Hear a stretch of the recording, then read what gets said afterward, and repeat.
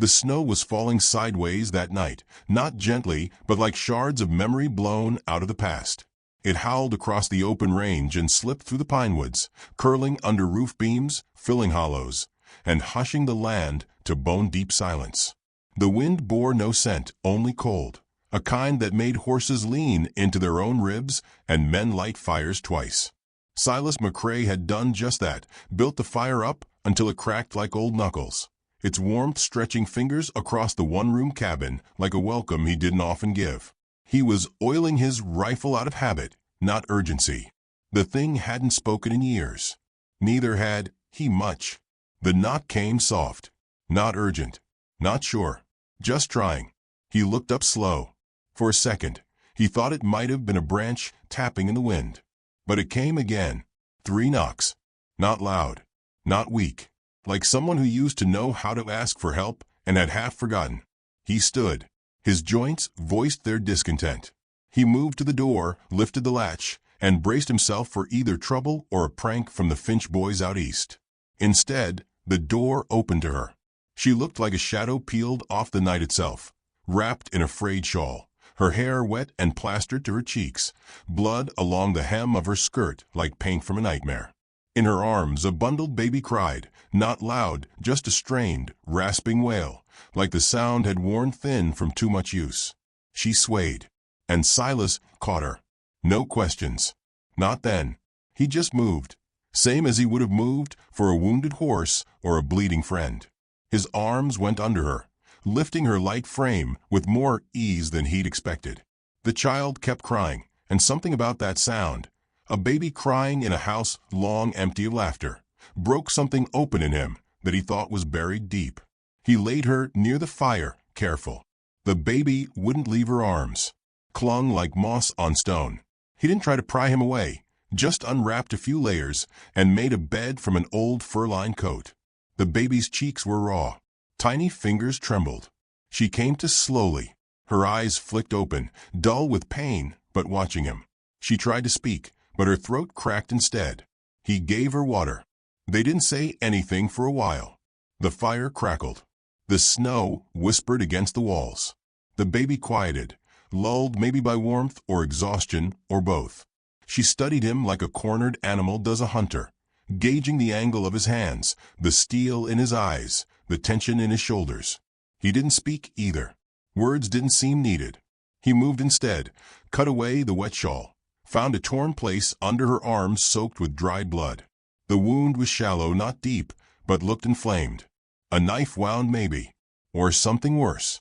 "I got clean linen," he said finally, voice low, like breaking a silence that had grown roots. "And salve. You okay if I?" She gave the barest nod. He cleaned her wound, hands sure but gentle. She winced once, but didn't cry out. He caught a glimpse of a scar beneath her shift, an older one, curved and silvery, across her ribs like a brand someone tried to forget. He looked away.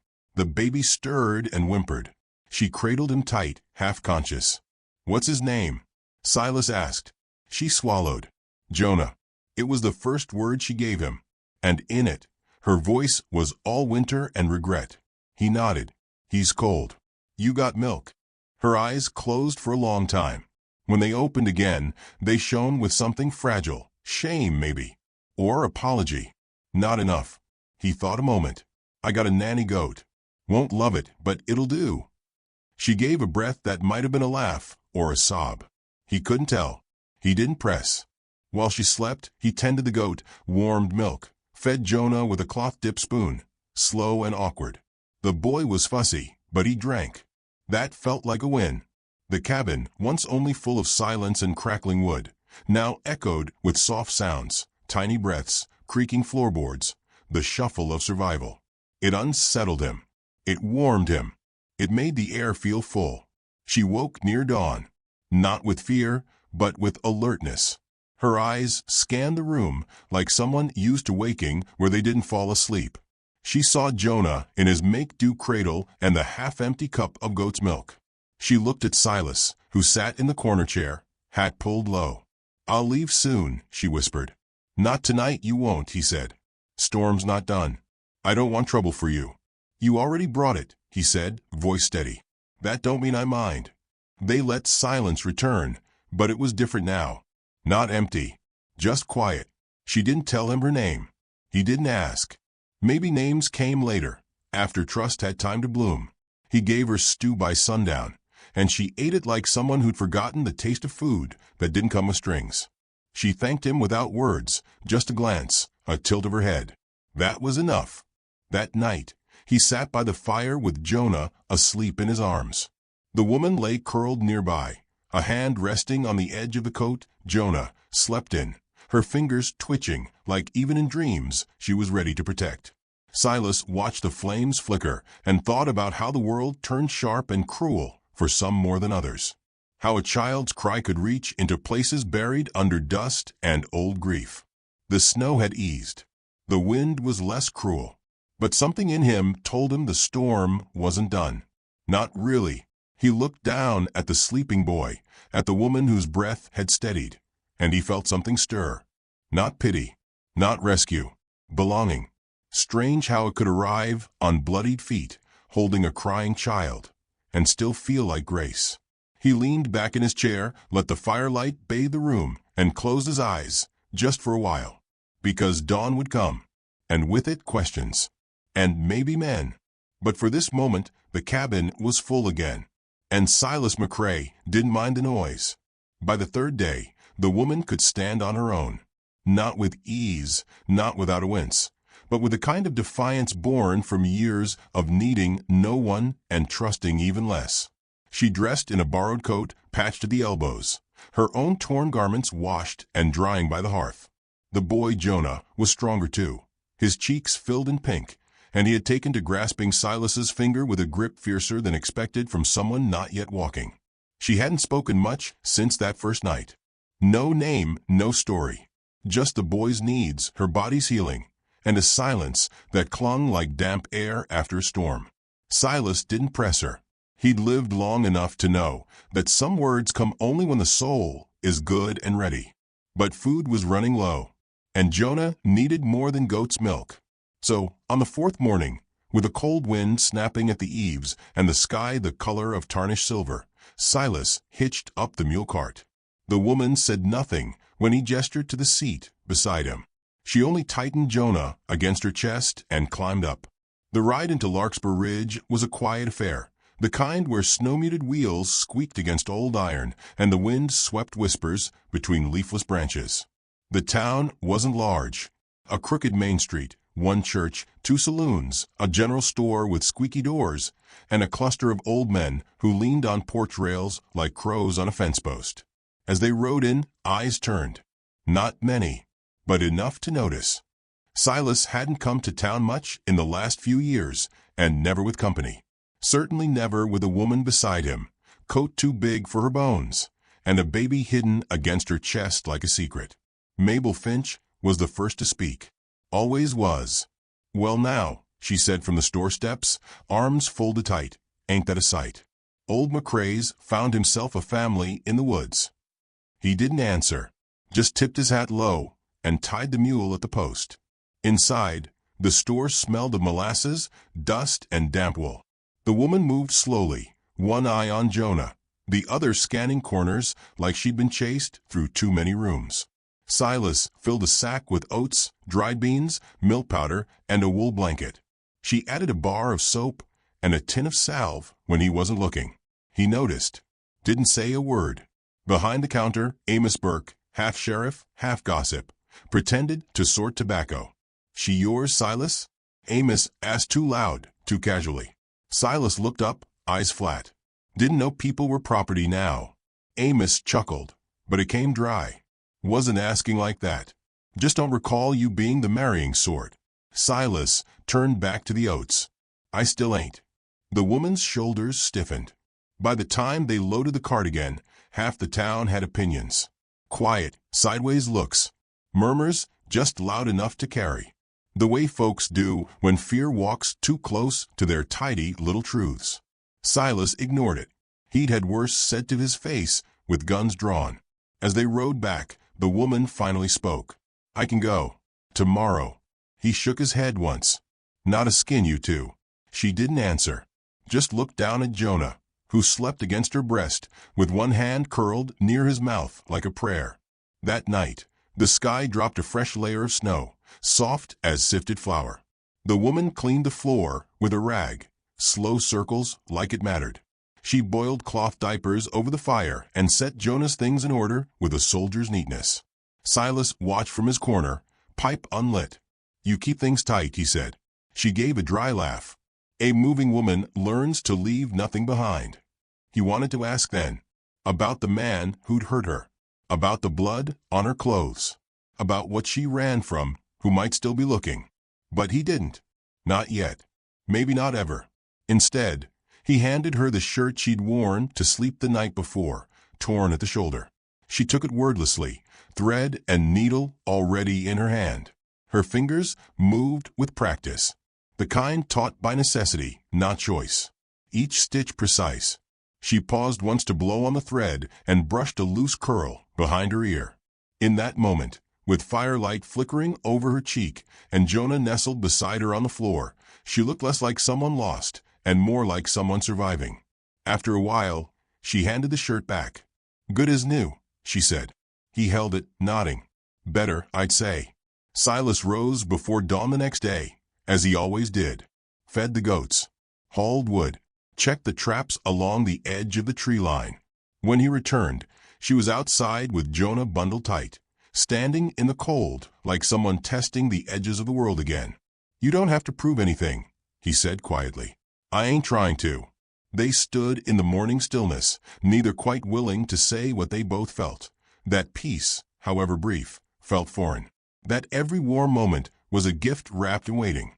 Later, while boiling beans for supper, she finally asked, "Why'd you open the door?" Silas stirred the pot slow. "Didn't know I still could. Figured the choice wasn't mine." She looked at him a long time, then said something that didn't sound like it was meant for him at all. "I was married once, if you can call it that. Thought it'd save me. It didn't." The silence after that was thick, but not cruel.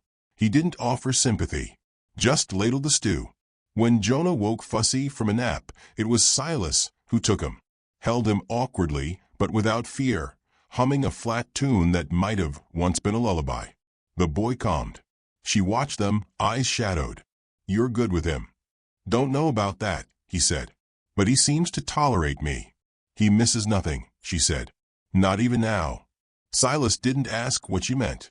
Some things were meant to sit quiet between people like coals under ash, warming, if not fully lit.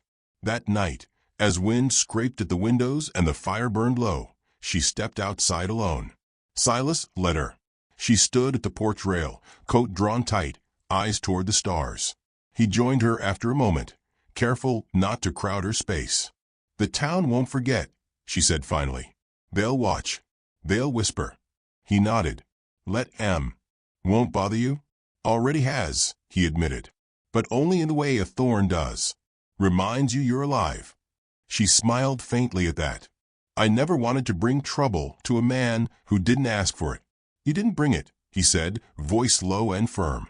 "You are the trouble they don't understand. And that's different." She looked at him then, something slow and unsure warming in her eyes. Not trust. Not yet. But something near it. Behind them, Jonah cried, and she turned, instinct in every motion. Silas didn't follow right away. He stayed out under the stars, breath clouding in the air, the cold pressing in like an old friend. He thought of the town, the eyes, the questions. Then he thought of her, of Jonah, of the fire inside that had started to flicker again, not in passion, not yet, but in purpose. Inside, she sang to the child, soft, halting, some old and bent by time. Silas leaned against the post and let the music drift out. There was still snow ahead, still judgment and gossip, and whatever past might come riding in to reclaim her. But the porch light was lit, and she hadn't left. Not yet. The snow lay clean as parchment that morning, blanketing the hills in a hush so deep even the crows kept silent. But Silas noticed it at once, the break in the stillness. Hoofprints. Not from his mule, nor any known neighbor. 3 sets, fresh and heavy, cutting a wide arc along the tree line behind the barn. He crouched low, touched a boot print beside them. Big man. Iron heels. They hadn't come to visit. They hadn't knocked.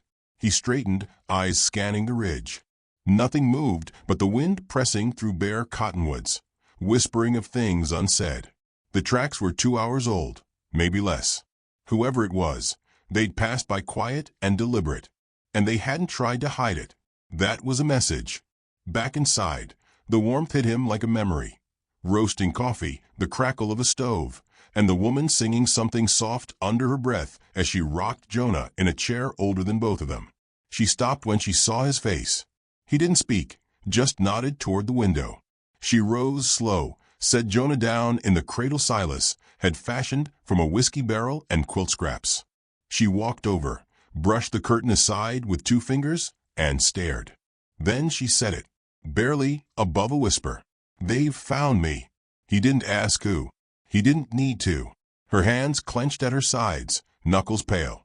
"It won't be the last time. They track slow, but they don't stop. Not until they have what they want." He crossed the room, poured water into the tin basin. "What's that?" "Me," she said. "And the boy." Silas looked up. "I don't mean they care about Jonah," she clarified. "But he's his blood. And that man, he doesn't lose what he claims."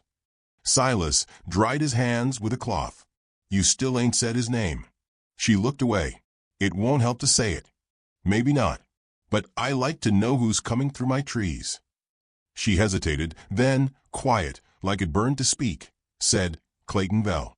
He used to ride with a gang called the Thornback Six. They worked railroads and robbed payrolls till the law scattered 'em." Silas leaned back against the stove.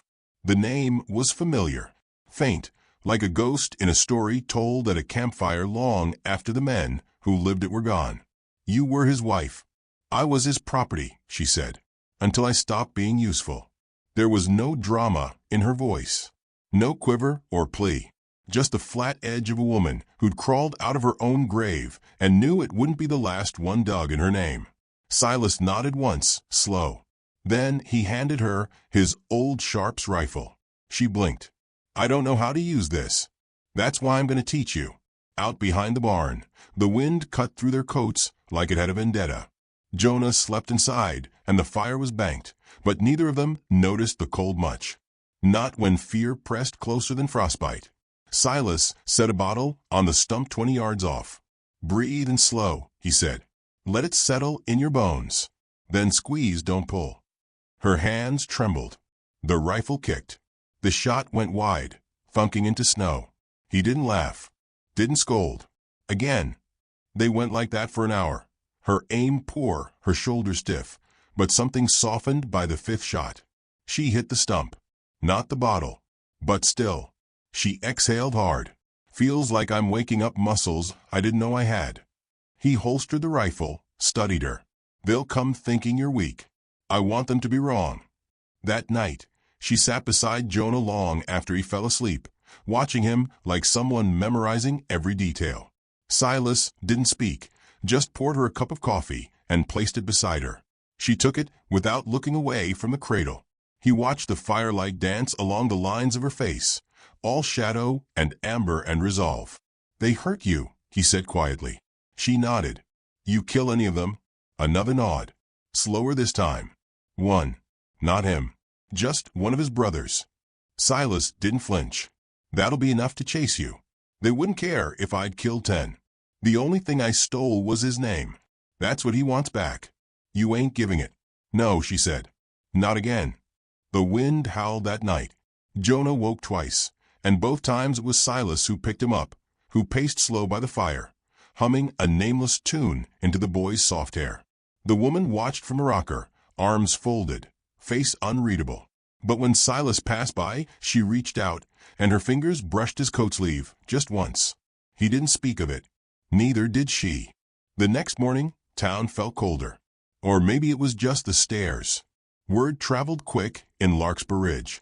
It wasn't just that Silas had taken in a woman with no name and a child with too loud a cry. It was why she'd come. People didn't need facts when fear painted better stories. As they passed the saloon, 2 men spat on the boards near their boots. A woman crossed the street.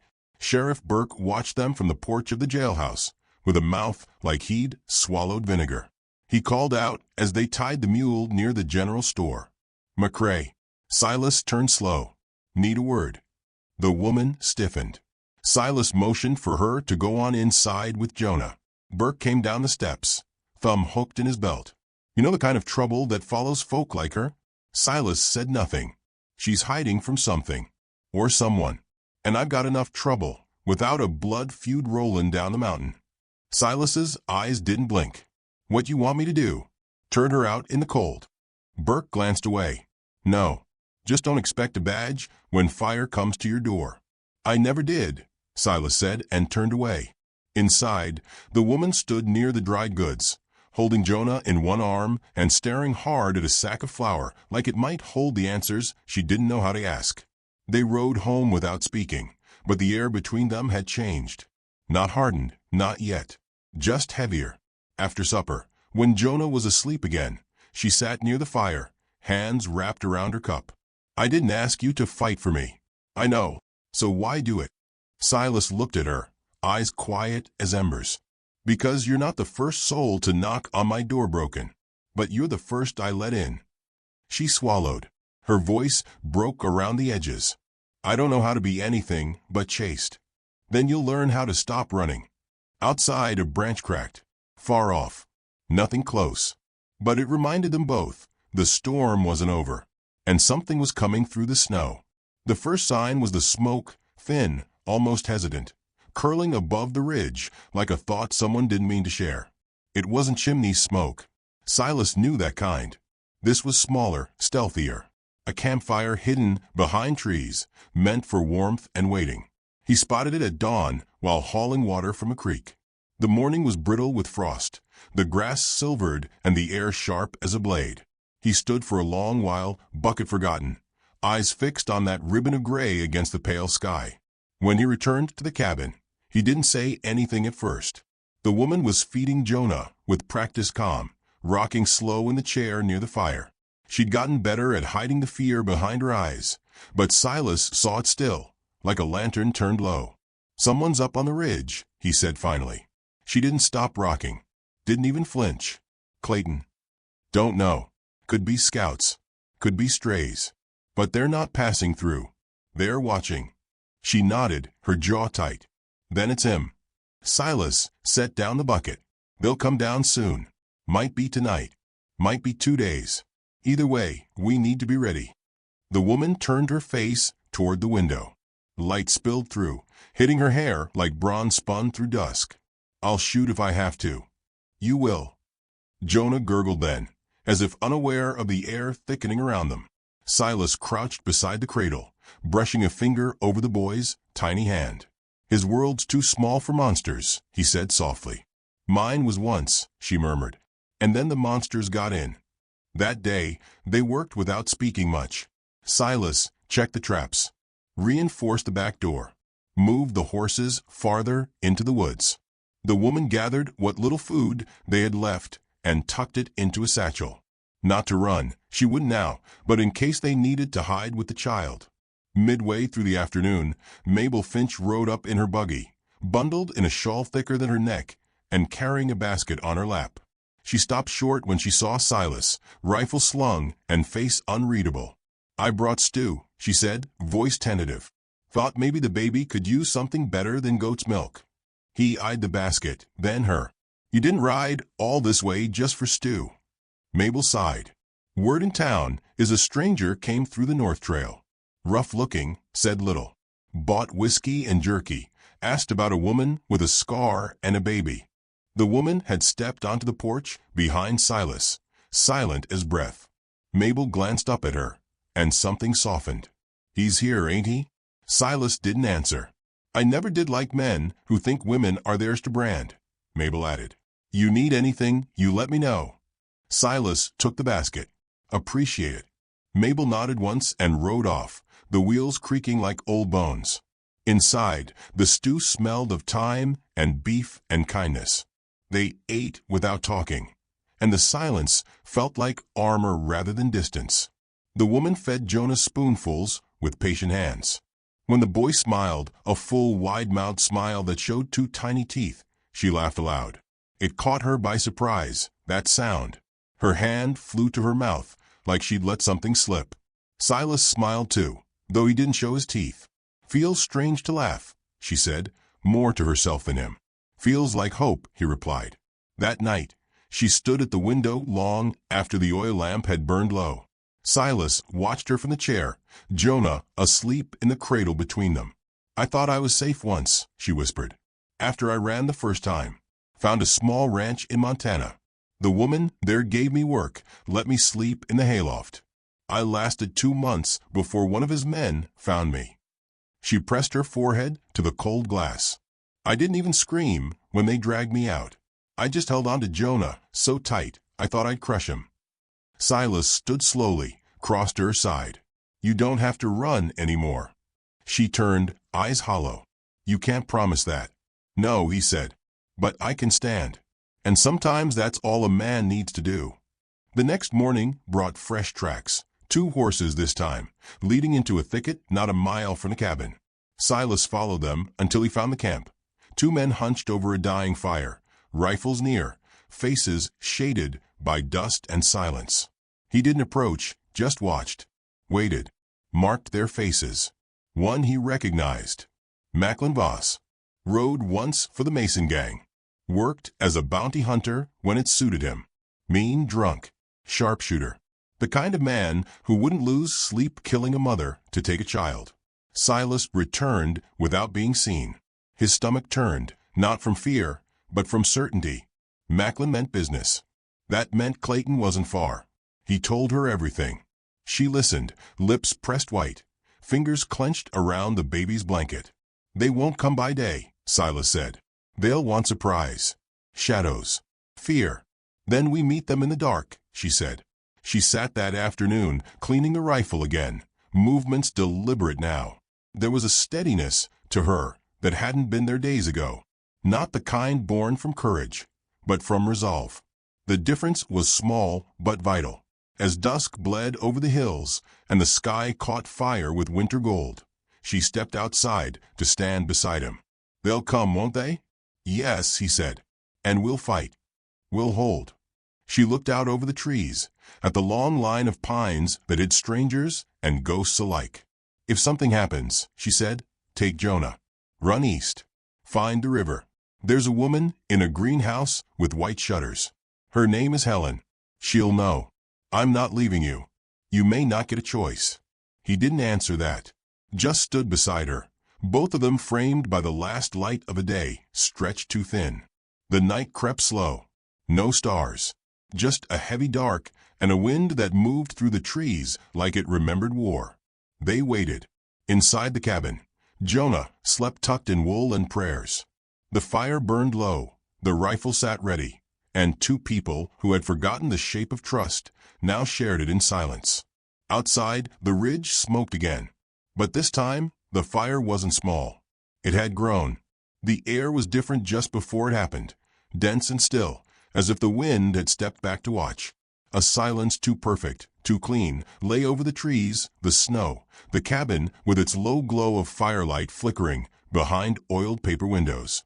Inside, Silas checked the latch again, the 4th time in an hour, though he knew it wouldn't matter. A wooden bar wouldn't stop what was coming. But hands need something to do when the past is pacing outside. She sat cross-legged near the fire, Jonah asleep beside her, wrapped in quilts stitched by hands long buried. Her hair was braided now, neat and tight, jaw set firm. The fear had settled, transmuted, no longer panic, but readiness. The kind born in women who've run for too long and are too tired to keep running. Silas checked his rifle, the action quiet, his breath steady. "If I fall," he said, "you take Jonah and run. Don't stop. Don't look back." She looked up. "If you fall, I'll stand." A pause. Long final. He nodded once, a man conceding not to authority, but to shared strength. There was no room now for protection offered as charity, only partnership. Whatever came through the trees tonight would face both of them. Just after midnight, the knock came. It wasn't polite. 3 sharp raps, then the door kicked, splintering the bottom beam. Jonah startled awake, wailing. Silas raised the rifle and shouted, "You step through, you better say goodbye first." A rough voice answered through the wood. "Give us the woman, McCrae. Ain't got no business with you." Silas moved to the side, eyes on the shadows outside the broken panel. "You came to my land. That makes it my business." Another voice, meaner, laughed. "We'll make sure you don't feel it long." She was on her feet now, rifle in hand, the baby on her back, fastened in a wrap across her shoulders. She moved to the small back door, silent on the floorboards. They'd planned this. They hadn't said much, but it was all in the glances. If the front fell, they'd move to the ridge, draw fire away from the child. The wall exploded inward, buckshot through the boards, and Silas ducked low, rolled, fired once. A scream answered. He moved fast, kicked the table over his cover, reloaded by muscle memory. The cabin was full of smoke, cries, shouts, the smell of pine, and the old iron stink of fire and blood. One man came through the front, Macklinvoss, scar down his face, gun raised. Silas fired before he had a name in his mouth. The shot threw Macklin back into the snow, a black bloom spreading across his coat. Then came Clayton Bell. He stepped through like the devil himself, calm, cold-eyed, pistol already aimed. The woman fired first from the back, doorway. The bullet clipped his shoulder, spun him halfway, but didn't drop him. He laughed, actually laughed. "Still can't shoot straight, can you, girl?" She didn't answer. Didn't need to. Silas charged him, gun forgotten, tackled him into the hearth. The fire spilled, embers flaring. Fists, elbows, knees, two grown men, both hard, both old enough to break fast. Clayton was taller, meaner, but Silas fought like someone who'd already died once and didn't mind the taste again. They slammed against the table, both men grunting. Clayton clawed for his knife.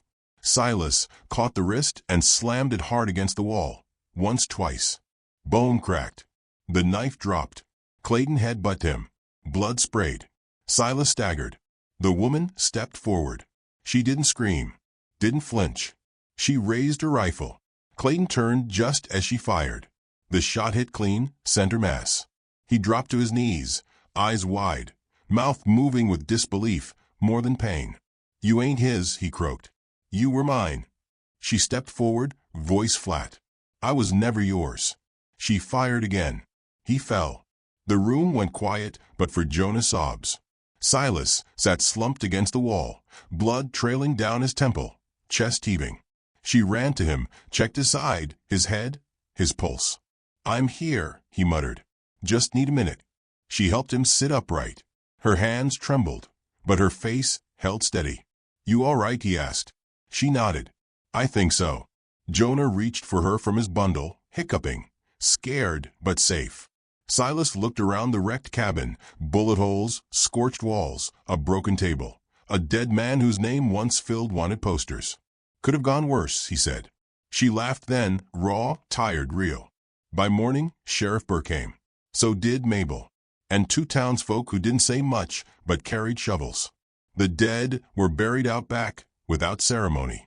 Burke didn't ask questions, just stared at the blood and ash, then nodded once. "He won't be missed," was all he said. The woman stood tall, a rifle across her back, Jonah in her arms, her braid coming loose in the breeze.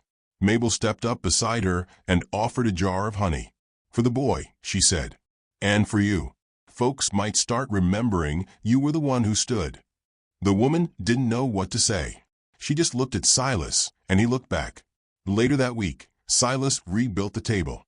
Stronger, broader. She stitched curtains for the windows. Marigold seeds sat on the sill, waiting for spring. Jonah took his first step, half a stumble, half a lurch, into Silas's arms. The woman watched, sunlight behind her, and her lips parted like she might say something brave. But instead, she just crossed the room and sat beside them. She laid her head on Silas's shoulder. No declarations. No names spoken. Just warmth shared. Outside, the snow melted. Birds came back. And in a cabin once known for silence, life began again, not loud, but deep. So if you ever find yourself in a place where the world forgets your name, Where the nights are long and the winds colder than reason, remember this. Sometimes all it takes is one soul to open the door. Not because they have to, but because they still can. And that, friend, is where the story changes.